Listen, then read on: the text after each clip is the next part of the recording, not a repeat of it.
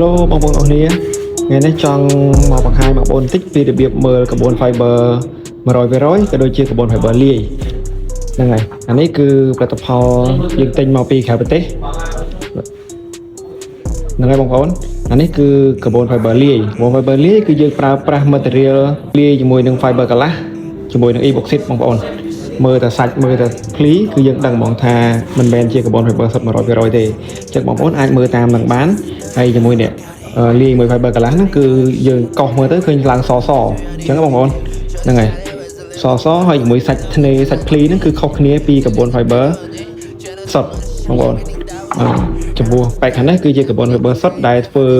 ឡើងដោយ SV Vergarash បងប្អូននេះអានេះយើងមើលភ្លីខាងមុខគឺនឹងស្អាតតាក់ទាញបែបហ្នឹង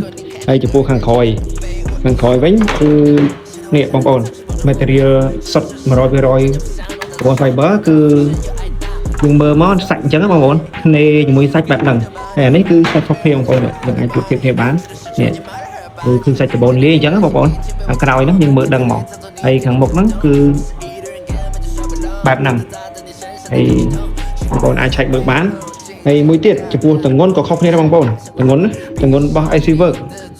ដែលផលិតពីក្បូន fiber 100%ហ្នឹងគឺទម្ងន់ស្រាលជាងឆ្ងាយបងប្អូនជាមួយនឹងក្បូន fiber លាយហើយតម្លៃនៅលើទីផ្សារក៏ខុសគ្នាដែរបងប្អូនអានេះគឺក្បូន fiber លាយគឺតម្លៃរៀងធូរជាងក្បូន fiber សុទ្ធ 100% បងប្អូននេះយើងប្រៀបធៀបការថ្លឹងមើលយើងថ្លឹងមើល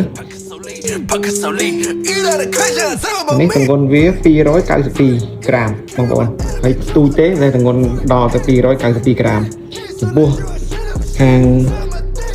ក្បូន fiber សុទ្ធ 100% វិញបងប្អូនមើលតែ